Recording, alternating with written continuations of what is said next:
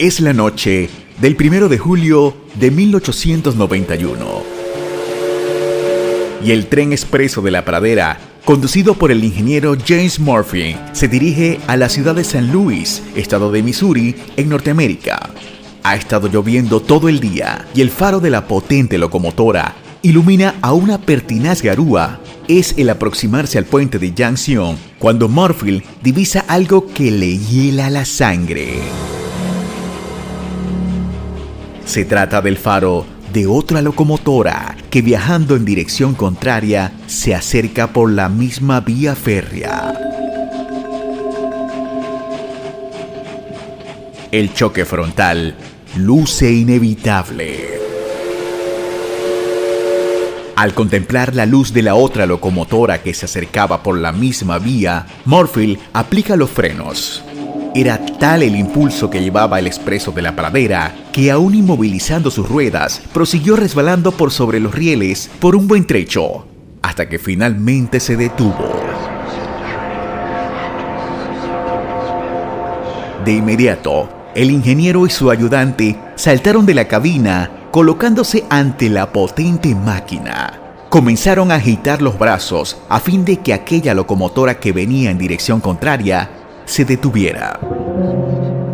Fue recién entonces cuando los dos hombres se dieron cuenta de algo escalofriante.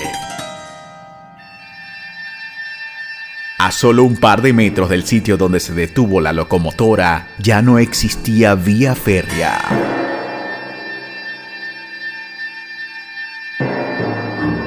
Habían desaparecido cuando las aguas embravecidas del río Missouri socavaron las bases del puente, derribándola.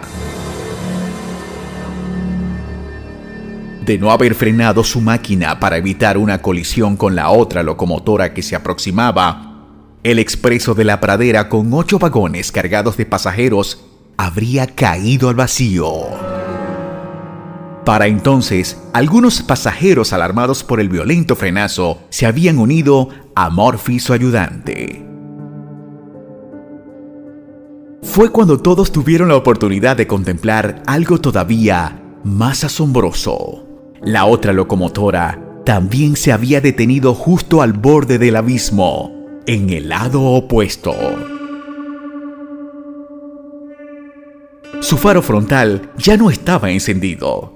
Tampoco se distinguía presencia humana alguna a su alrededor. Luego, ante la mirada atónita de Murphy, su ayudante, así como 11 pasajeros, la silueta de aquella mole de acero lentamente se tornaba difusa, imprecisa, casi transparente, hasta esfumarse del todo.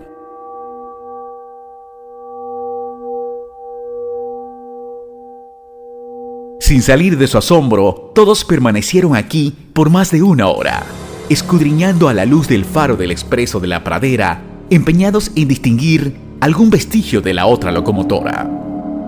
Pero todo fue en vano, y ya amanecía cuando Murphy, poniendo la máquina de su tren en reversa, emprendería el retorno a la estación más cercana.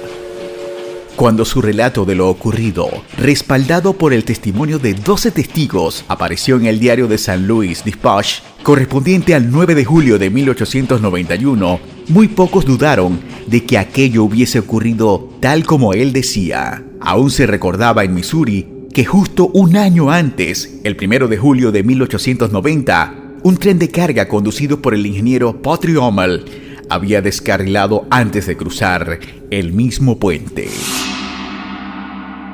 Aquella locomotora, con Hummel a bordo y arrastrando 6 vagones de carga, había destrozado varios pilares de acero del puente, cayendo al río.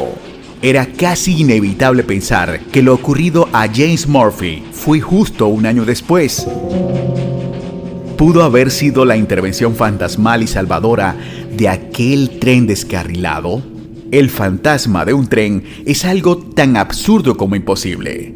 Pero ¿y entonces cómo explicar lo sucedido?